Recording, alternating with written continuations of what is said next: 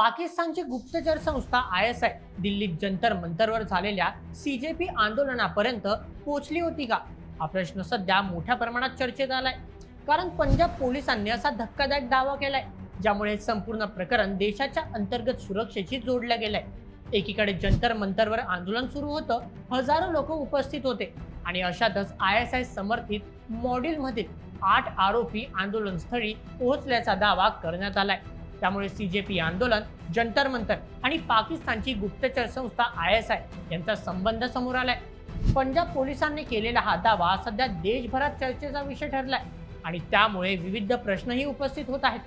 मग नेमका काय होता ISIचा हा संपूर्ण प्लॅन?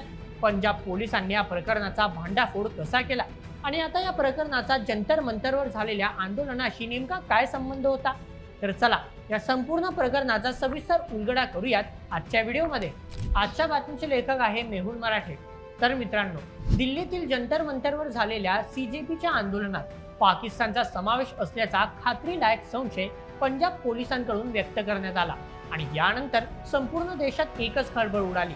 आता सर्वात आधी समजून घेऊयात की पंजाब पोलिसांनी नेमका काय दावा केलाय, कारण याच दाव्यामुळे हे संपूर्ण प्रकरण अचानक देशभरात चर्चेचा विषय बनलं. पंजाब पोलिसांच्या माहितीनुसार त्यांनी ISI समर्थित 2 दहशतवादी मॉड्यूलचा भांडाफोड केला असून या प्रकरणात एकूण 9 जणांना अटक करण्यात आली आहे. यामध्ये 5 प्रौढ आणि 4 अल्पवयीन आरोपींचा समावेश असल्याचं पोलिसांनी सांगितलं आहे. यातील पहिलं मॉड्यूल पाकिस्तानमधील एका ISI हँडलरच्या संपर्कात असल्याचा दावा पोलिसांनी केला आहे. चौकशीत समोर आलेल्या माहितीनुसार या गटातील काही आरोपींना पैशांचा आमिष दाखवून आपल्या जाळ्यात ओढण्यात आलं. त्यानंतर त्यांना काही विशिष्ट कामं देण्यात आली. सोबतच या प्रकरणात हवाला मार्गाने आर्थिक मदत झाल्याचाही दावा पोलीस तपासात समोर आलाय. त्यामुळे हा प्रकार केवळ काही स्थानिक तरुणांपुरता मर्यादित नसून त्यामागे बाहेरून समन्वय साधला जात असल्याचा संशय पंजाब पोलिसांनी व्यक्त केला आहे. मात्र या संपूर्ण प्रकरणातील सर्वात धक्कादायक भाग अजून पुढे येतो, कारण दुसऱ्या मॉड्यूलबाबत पंजाब पोलिसांनी केलेला दावा थेट दिल्लीतील जंतर मंतर आणि CJP आंदोलनाशी जोडला जातो. पंजाब पोलिसांच्या म्हणण्यानुसार या प्रकरणातील दुसरं मॉड्यूल पेट्रोल बॉम्ब हल्ल्याची तयारी करत होतं. चौकशीत समोर आलेल्या माहितीनुसार या गटातील सर्व आरोपींना पाकिस्तानमधील ISIच्या सोशल मीडिया हँडलवरून व्हिडिओ पाठवले जायचे. या व्हिडिओच्या माध्यमातून पेट्रोल बॉम्ब कसे तयार करतात आणि त्याचा वापर कसा करायचा या सर्व गोष्टींचे प्रशिक्षण या सर्व आरोपींना देण्यात आलं होतं. परंतु फक्त एवढंच नाही, तर पोलीस स्टेशन आणि इतर संवेदनशील ठिकाणांची रेकी या आरोपींकडून करण्यात आली होती आणि त्याचे व्हिडिओ रेकॉर्ड करून या पाकिस्तानी संस्थेकडे सोपवण्याची जबाबदारी देखील या संशयित आरोपींवर असल्याची माहिती पोलिसांनी दिली आहे. या दुसऱ्या मॉडेलची सर्वात धक्कादायक गोष्ट म्हणजे यामधील एक आरोपी सोडून बाकी सर्व सदस्य अल्पवयीन असल्याचं पोलिसांनी सांगितले. आता येतो या प्रकरणातील सर्वात चर्चेत असलेला मुद्दा. पंजाब पोलिसांनी केलेल्या दाव्यानुसार या दोघी मॉड्यूलमधील 8ही आरोपी ट्रेनने दिल्लीतील जंतर मंतरवर सुरू असलेल्या आंदोलनात पोहोचले होते.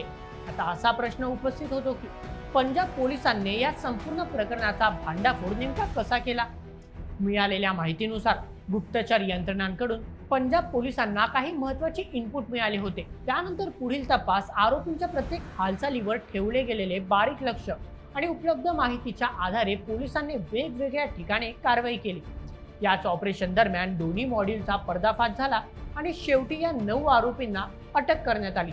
यानंतर झालेल्या चौकशी दरम्यान आरोपींकडून मिळालेल्या माहितीच्या आधारे दिल्लीतील जंतर मंतरवर असलेली प्लॅनिंग, लॉजिस्टिकची घेतलेली मदत आणि ISI हँडलची संपर्क हे सर्व धागे समोर आल्याचा दावा पंजाब पोलिसांकडून करण्यात येतोय.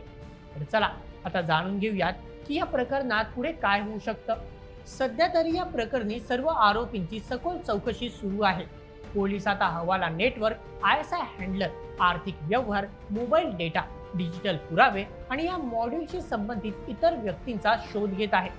याशिवाय दिल्लीमध्ये त्यांना मदत कोणी केली या गोष्टींचा सखोल तपास पोलीस यंत्रणांकडून केला जातोय.